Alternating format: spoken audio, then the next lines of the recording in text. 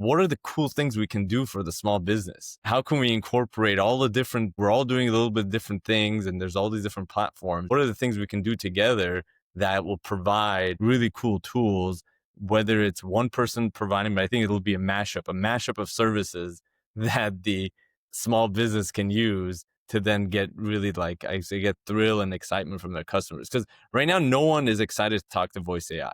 I haven't talked to one person who says, I'm so excited when I get an AI agent on the phone. They all hate it.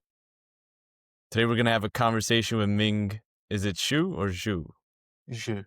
All right, Ming Zhu. So, Ming, tell us a little bit about kind of your background and what you're working on right now, just so everyone knows. Yeah, so I'm the CEO at a company called Trillet.ai. So my background is a little bit everywhere. But to provide the full story, I started off as an engineer, and then I moved into big data analytics, starting with Amazon, then eventually moved to quantitative trading at a private equity firm.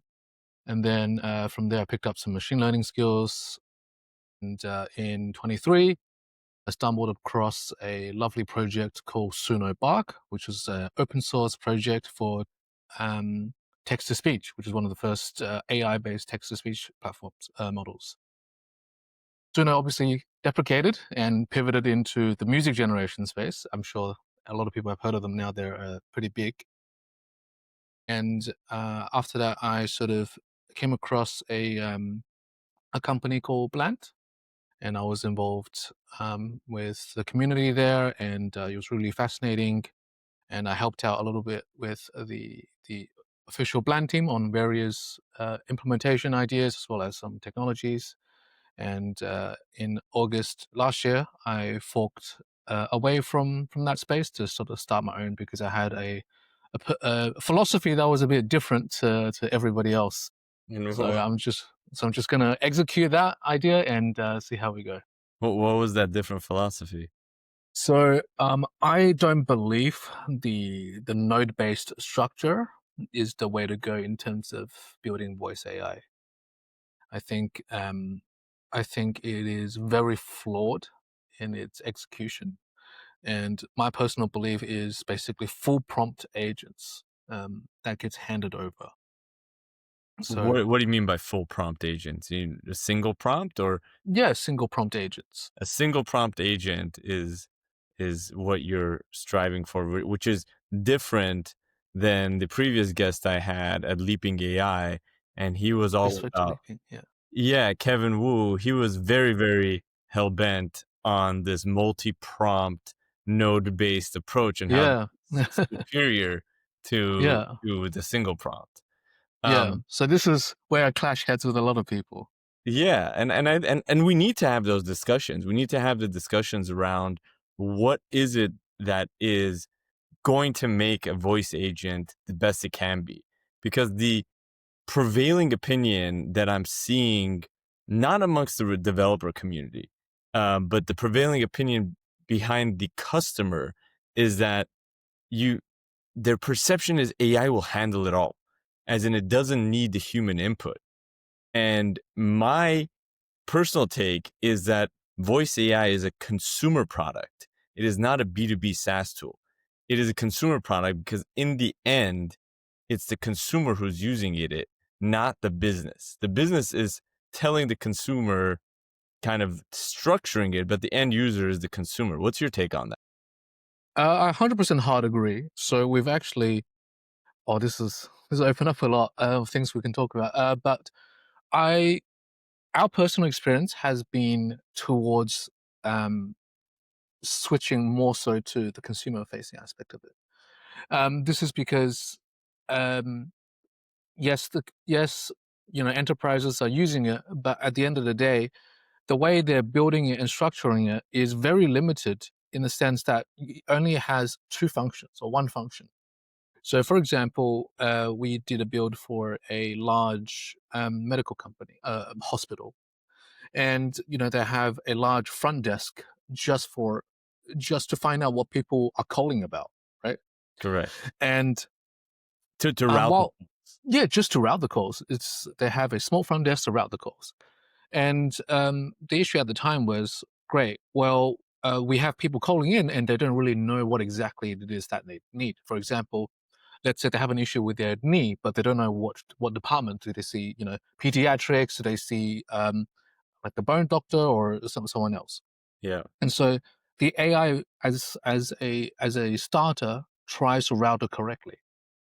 But the issue has become when you do it in a single node, and this is where it makes it a little bit complicated, is once the AI has made a decision and didn't gather the right information. So for example, hey, I have an issue with my leg, but yeah, then the customer says, oh, my toes are acting in a particular way. yeah, And so if they went far down in one particular direction about their leg without informing that it's a toe treatment or a particular something to do with their toes, you yeah, can't go back to the correct department anymore because you're so far down that particular yeah, tree. So the guardrails are such that put in place, you can no longer go back. And they end up being transferred to the wrong department. Yes, you can prompt around it and all of that stuff, but the lift is insane.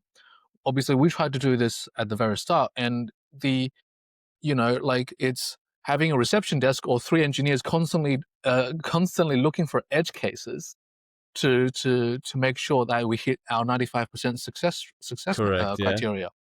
That's why I'm focusing on analytics. Yeah, yeah. So So I agree with you. That's why in a consumer app, I come from a different background. I've been in consumer apps, gaming, entertainment, and media.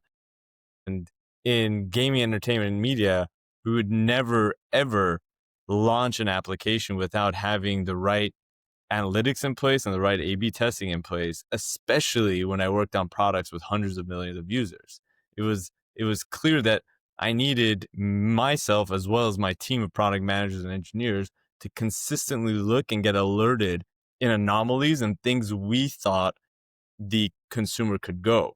And with voice AI, it's not that clear. It's not clear. You don't have one button you want the consumer to correct, hit. So it's correct. very, very difficult. There is an exception to this rule. We look at inbound and outbound as two very different types of phone Correct. calls. Correct. So an inbound phone call it's not guided. Somebody can call a business and you don't know what they're going to be asking. Correct. It's an open book. Whereas for outbound, it makes a lot more sense to have a guided conversation because you don't want the conversation to go in a particular way because you're calling somebody because you have something in mind to tell them. Correct. Correct. Whether it's lead qualification, whether it's lead reactivation, whether it's gathering information, whatever it is, you have a goal in mind, and we want to steer the conversation in a particular way. So, Correct. um, with the outbound case, it does make sense for having a multi-state prompt, Yeah. however you want to call it, a Yeah. node approach or a stateless approach. But for our stern belief, or my stern belief, with regards to AI receptioners or inbound phone calls, however you want to call it, is that at a large scale, it takes too much prompting than it is worth. And as such, that's why a lot of enterprises are taking a long time to get to production. That's Mhm. I'm sure Mhm. you also see this from the analytics perspective.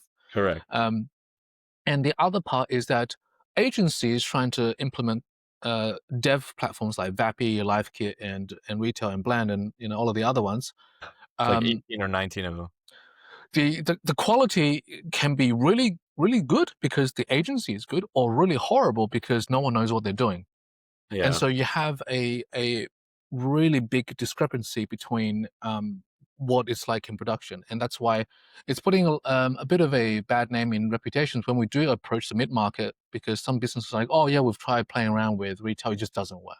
But when I'm sure you and I both know it does work, it just takes some finesse and some artistry to get it going. Well, not only does it take finesse and artistry, it needs consistent maintenance. It's Correct. just like consumer app in that sense as well. The minute you stop putting updates, we had this like rule where any of the apps we worked on, we had to do an app update at least once a month, if not twice a month. Now that would be like the sweet spot. And even if it was just a small difference in the update in the UI and things we were making better, it would make a huge difference in our retention rates and our continuous growth. And I think that's the same thing with voice AI, because the way we speak changes all the time, our needs Yes. change all the time, the customer base changes all the time. So it's important to understand those changes and consistently change it for those. Now, technically, are you finding that function calling or the use of MCPs, the actual write functions, w- are those difficult after you get a certain point in the conversation? So in a single prompt, I found that after about 3-4 minutes, the function calling with any of the LLM models gets very confused. What's your experience with that? I have a lot to say on this topic. It depends on two major things: the model that you're using, and obviously the tokens. Now, to give you a little bit more detail, so I'm sure you know ChatGPT 4 and 4.1 doesn't actually have a thinking mode. Mm-hmm. So you can do this in Claude. You can say uh, externally validate XYZ documents in a thinking block. And then it's able to generate the thinking block and write whatever it is that you want to write in there, but it doesn't say it out loud. GPT does not have this issue. So this is what we call a token abstraction issue. So, for example, I need to validate your social security number, right? And I've gotten the caller's information at the very start of the call, or at some at earlier point in time, and I have that token, I have that SS social security number as a response stored, not as a variable, just as a response. And the issue with GPT 4.0 or 4.1 models and the GPT family of models is that when you say, hey, compare the last four digits of the customer's social security number that they said over the phone against the number that has been in my API response. And what the AI will do is you will just make sure it's four digits. It doesn't actually check if it's four numbers that match because it's got poor logic and just goes ahead with it. Yeah. It's a similar situation that we've had with function calling. So, by way of example, let's say you work in a restaurant, right? And you want to take an order, and you have a let's say a stock list of whether you have burgers and fries still in stock or still can make this particular order, right? When Correct. it's sold out. So a customer will call, say, "Hey, I want to get some burger and fries," and the AI goes, "Burger and fries, got it." Now, um, and when they call the API for burgers and fries, what the AI will do is they'll try to either call the function and get a no burger and fries response, and sometimes doesn't actually tell you that it's not available, and immediately go to the next instruction. Yeah, can I get payment or can I get XYZ? The other alternative approach is if the customer says I want burger and fries, I also want three pizzas, I also want whatever, Yep. whatever, Yep. Yep. and then you call the API. Sometimes it doesn't call the right burger and chips API anymore Correct. because it's lost the rolling context window. Yes. So yeah, there are two problems that Or are in this. it just doesn't call the function and it Yeah, it hallucinates. says it will call the function, but it doesn't Yeah. actually call the function. Correct. And I see that Yeah, a lot. yeah. I can confidently tell you this is the not calling the function is more to do with the GPT family of models. It doesn't happen as often, or doesn't happen at all, from our testing on the Gemini models. I see. So so that is a limitation of the token abstraction part of it. And a lot of the time, you are correct. This is more exclusive to a single prompt Correct. And yeah. because the context window is a lot bigger. Whereas in a node or a different state system, you only have to access to, let's say, two API phone calls, two Yeah. API function calls, and you'll be a lot more consistent and reliable in calling them at the same time. Um, so yes, there are drawbacks to, and you've correctly identified one of the biggest issues we have is when you have a single prompt, your agent token is probably 7,000 to 10,000 tokens, and your rolling context window is anywhere between 10 to 30,000 tokens. So the moment you have, let's say, 5-minute conversation, and you need to transfer them to out of 30 departments, is it going to select the right one? Yeah. And I that I is actually, where did you get the 7 to 10,000 tokens range for the single prompt? Is that just Those those are the enterprise agents that we have, and that's the token amount that we have for our enterprise agents. and have you seen I ran an A/B test. I took two prompts, one that was around 7,000 tokens, and then I condensed it down to 3,500 tokens with just editing. And surprisingly, I found that 3,500 tokens with GPT-4.1, a nano or mini, it was mini, performed better. I had like a 10% higher success rate. Have you seen 7,000 tokens being too much, or that you're okay with that much? So these are internal soft benchmarks. For Nano, for mini versions of the model, we try to keep it 3,000 or less. We put a red flag when it's above 10,000 tokens. Between 7,000 and 10,000 tokens, we have a yellow flag. Yellow flag is it is just about the limits of the model itself. Mm-hmm. In saying that, we've recently sort of recommended all of our partners to move towards sorry the Gemini family, just because the instruction following capability beyond around 7,000 tokens seems to diminish, Correct. especially if the That's what I found as conversation well. goes Yeah. on. The best tokens is around the 3,000 to 4,000 or 3,000 to 5,000 on a full size model works phenomenally well. It's able to engage in a conversation. It's able to deviate to a conversation and ability to come back without you ever prompting it. Yeah. So you mentioned, are you relying on Gemini more because of the less risk of not calling functions, or are you still GPT is your main go-to LLM? GPT is our go-to LLM simply because we partner with Azure, and we have a dedicated host for GPT models, and it's a lot faster than Yeah. Gemini. We see around a 200 millisecond difference. What's your take for the long run? And I don't have this is just a hypothesis I have. I don't have a clear opinion one way or the other, but it seems to me conversationally we might have to move into deploying our own small language models for particular use cases for two reasons. One, privacy. Seems as you're getting into more use cases around, let's say, therapy, addiction therapy, or things that you don't want everything known to a large language model. And then two, specific use cases. And why do I need a large language model that knows everything in the world if all I need to do is really good scheduling? What's your Yeah. take on that? Um, I need to give you two perspectives. The first one is yes, we are seeing a more fine-tuned model taking place in local llamas, right? Um, that's good and all, but what I don't think this provides an unlock to the next plateau of voice AI.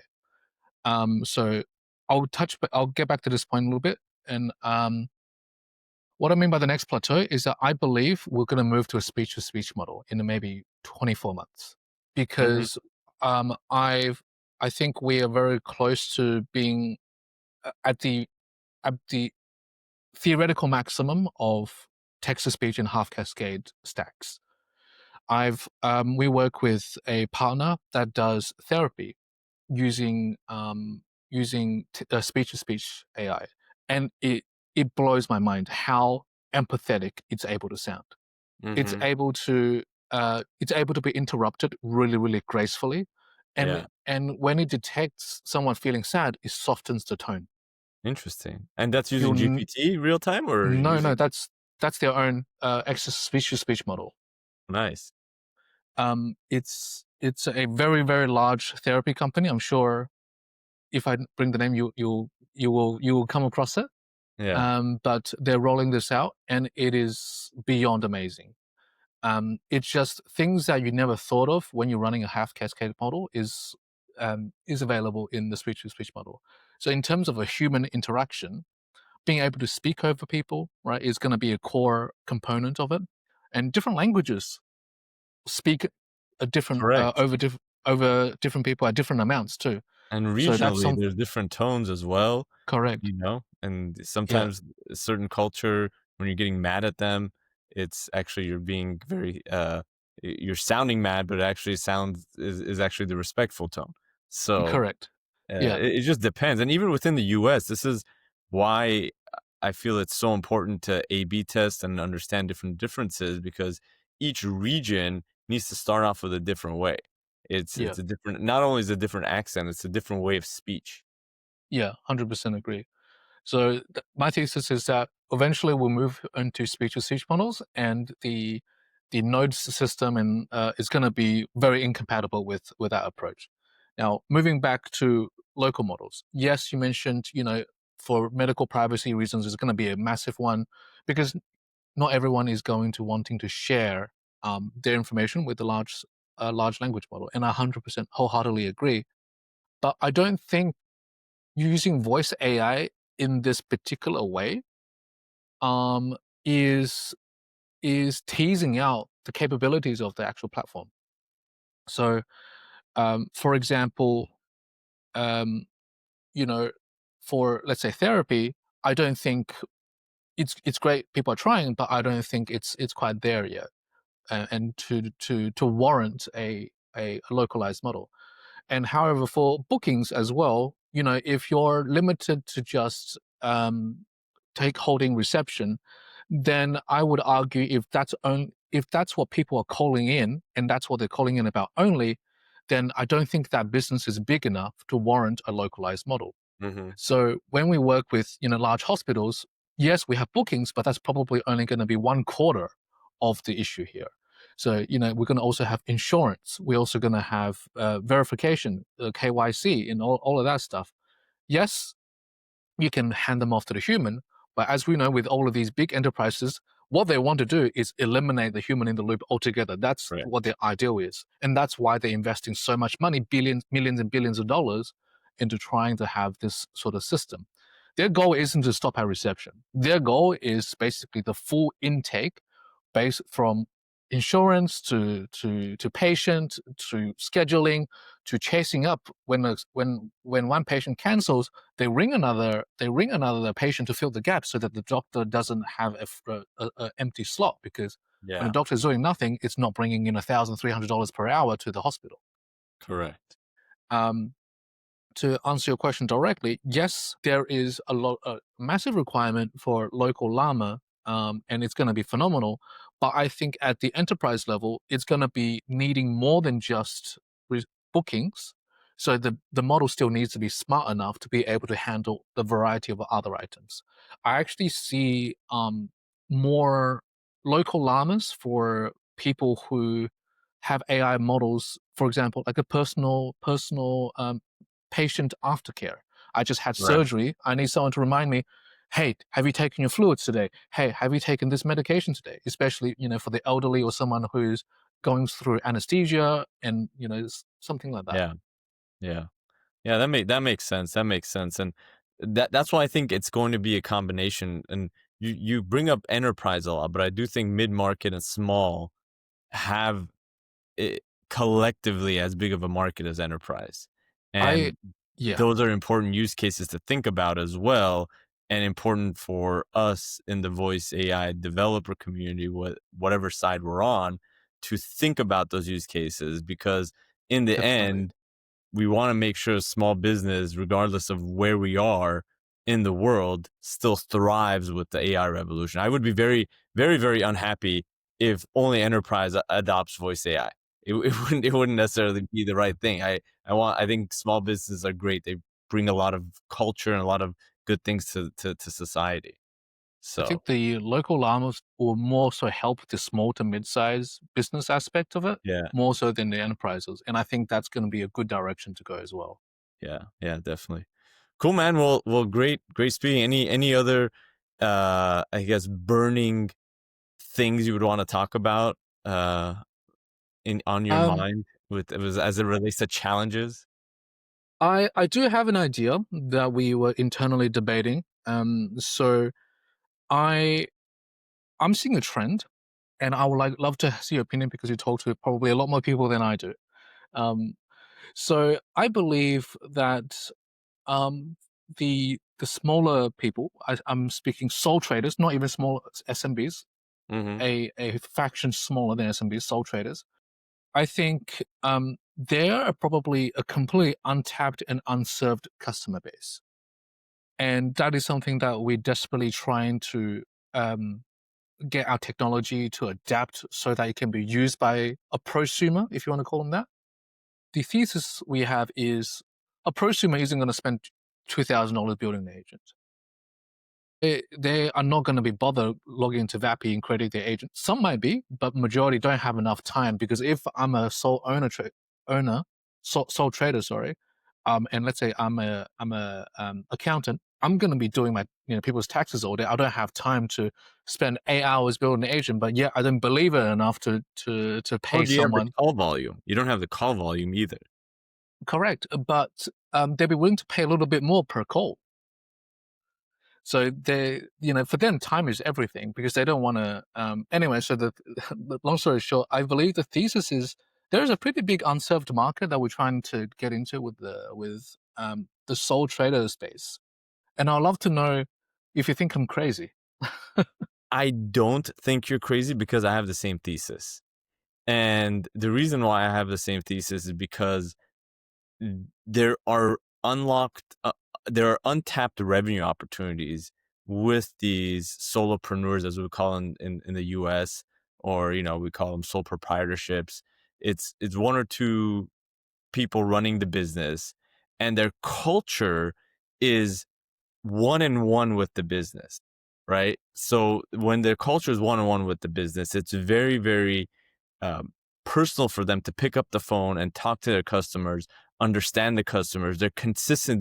They're in essence a startup. They're consistently pivoting and understanding their customer needs. They want to understand their customer needs, but they're always not enough time to do everything, because they want to do the if it's like a brick and mortar, they have to do the inventory management, they have to do the marketing.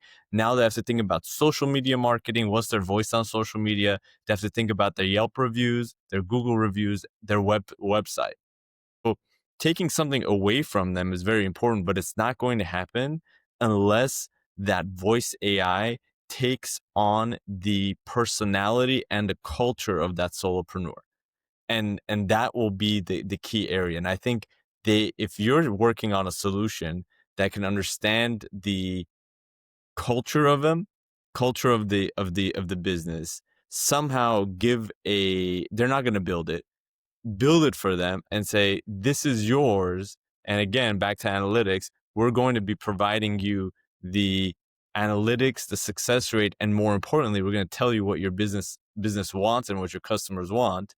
Then I think there's a big opportunity there. But getting into to selling, that's the hard part. The GTM strategy will be hard there. Yeah. So, but like, I was talking to an event at the Foursquare, one of the Foursquare founders. It was during LA Tech Week, and he was telling me how much it was awesome. They were in New York, and they would go in and they would show their solution for Foursquare, and they a lot of the ideas of new features to build, the small business owners would do it. Like they started to check in and you'll get this, and they didn't even know that you could get a promotion by checking in to something. So then they built that into the product. So I think voice AI is going to have that same type of thing. As the solutions right now for voice AI is, because that's where you get scale, that's where you get the cost savings, is enterprise. But what are the cool things we can do for the small business? How can we incorporate all the different, we're all doing a little bit different things, and there's all these different platforms. What are the things we can do together that will provide really cool tools, whether it's one person providing, but I think it'll be a mashup of services that the small business can use to then get really, like I say, get thrill and excitement from their customers. Because right now, no one is excited to talk to voice AI. I haven't talked to one person who says, I'm so excited when I get an AI agent on the phone. They all hate it. Yeah. So it's tolerable, I would say. They don't hate it, it's Yeah. tolerable. Yeah. So Awesome. Appreciate that a lot. yeah, yeah. Yeah, awesome, man. Well, great talking. Have a great day in Australia. Ming is dialing in from Australia. I'm just the afternoon here in LA, and we'll keep on talking. Excited, and thank you for the time. Awesome. Thanks for having me, Argam. Appreciate it. Speak soon. 6 Cheers.